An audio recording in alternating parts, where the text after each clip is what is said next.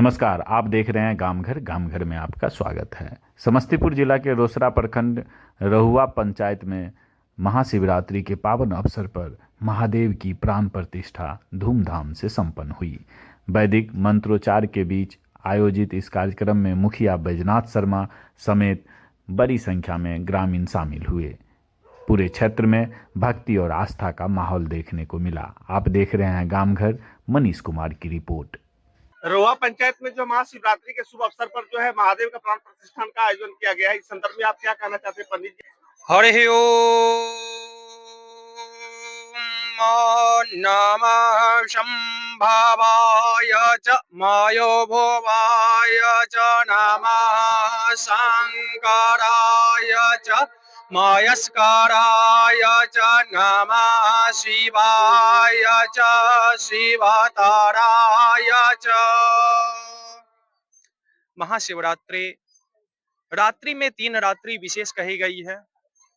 कालरात्रि, महाशिवरात्रि और मोहरात्रि। कालरात्रि में हम लोग दीपावली मनाते हैं। महाशिवरात्रि में भगवान शिव की पूजन अर्चना और शिव विवाह होती है और मोहरात्रि में हम लोग जन्माष्टमी मनाते हैं। ये तीनों रात्रियां महत्वपूर्ण रात्रि हैं और इस रात्रियों में तंत्र मंत्र आदि सबों की सिद्धि की जाती है। जहां तक हमारे शास्त्रों का ऐसा कहना है, शिवलिंगे सर्वदेवानां प्रतिष्ठाय पूजयेत्। शिवलिंग में हम सभी देवताओं की पूजन कर सकते हैं, सभी देवताओं का आवाहन कर सकते हैं और सभी देवताओं को उसमें स्थापन कर सकते हैं, क्योंकि शिवलिंग ब्रह्म है, यह किन्हीं का कोई प्रतीक नहीं है। एक ही ब्रह्म स्वरूप लिंग परिमाण वह शिवलिंग है। इसीलिए शिवलिंग को कोई साधारण इन्हें देवता का आकार नहीं दिया गया है। शिवलिंग को किसी देवता विशेष की नहीं कही गई है। शिवलिंग एक अमोघ है और इसीलिए जब हम इनमें शिव की प्राण प्रतिष्ठा करते हैं तो भगवान शिव इसमें उपस्थित होते हैं। हमारे भारतवर्ष में कुल 12 ज्योतिर्लिंग है, जिसमें घूश्रुनेश्वर शिवालय में जो स्थापित की जाती है उन्हें घूश्रुनेश्वर की संज्ञा दी गई है और यह भी एक ज्योतिर्लिंग के रूप में प्रतिष्ठापन होती है। गांव में ग्राम में जो भी लोग हैं उन्हें ज्योतिर्लिंग का दर्शन करना संभव नहीं है। वह 12 ज्योतिर्लिंग घूमने के लिए नहीं जा सकते। इसलिए ग्रामीण क्षेत्रों में हमारे ऋषियों ने शिवालय का निर्माण करके उसमें शिव की स्थापना करने की प्रथा बनाई, जिससे हम उस अन्य ज्योतिर्लिंगों के समान ही अपने गांव में अपने घर में उस शिवलिंग का दर्शन करें और शिवलिंग के दर्शन करके अमोघ पुण्य संचय करें। जहां तक इस यज्ञ की है तो कहता है त्रिजन्मना जायते पुण्यः। जब 3 जन्मों का पुण्य संग्रहित होता है, जब वह फलित होता है तो किसी गांव में भगवान शिव की दुर्गा की प्राण प्रतिष्ठा की जाती है। रहुआ ग्राम यादव टोल के वासी बहुत ही सौभाग्यशाली हैं कि आज उनके ग्राम में ये छोटे छोटे बच्चों के द्वारा, नवयुवक के द्वारा और बुजुर्गों के सहयोग से यह 3 दिवसीय प्राण प्रतिष्ठा का कार्यक्रम में आज द्वितीय दिन है, जिसमें आप पत्रकार महोदय आप भी धन्यवाद के पात्र हैं और अमोघ पुण्य संचित कर रहे हैं कि दूसरे दिन भगवान अभी पर्णकुटी में प्रवेश किए हैं और आप यहाँ उनकी छवि लिए हैं।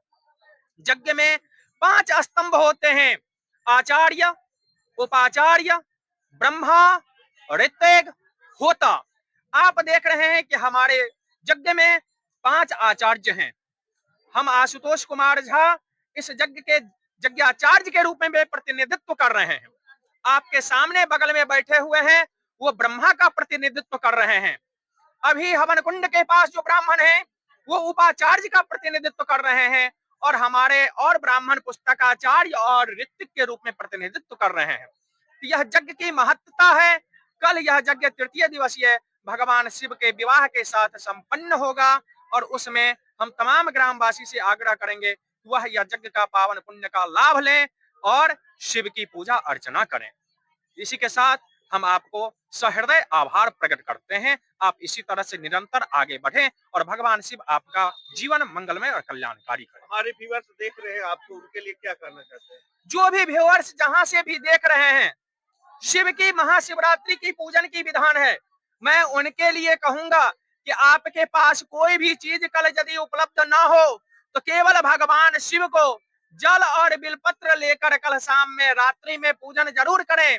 यदि कहीं बगल में शिवाला हो, वहां यदि पूजन हो रही है तो उस पुण्य में वहां पहुंचे और भगवान शिव की पूजन करके अमोघ पुण्य ले, क्योंकि शिवरात्रि के पूजन से एक व्याध भगवान शिव के शिवलोक को प्राप्त किया है। इसकी कथाएं शिव पुराण में वर्णित है। तो आप यदि शिव के दरबार में आप एक कदम जाओगे, ईश्वर आपके लिए 100 कदम बढ़ाएंगे। यही महादेव की महत्ता है। बोल दीजिए प्रेम से शंकर भगवान की। हर हर हर हर हर हर हर हर हर हर हर महादेव।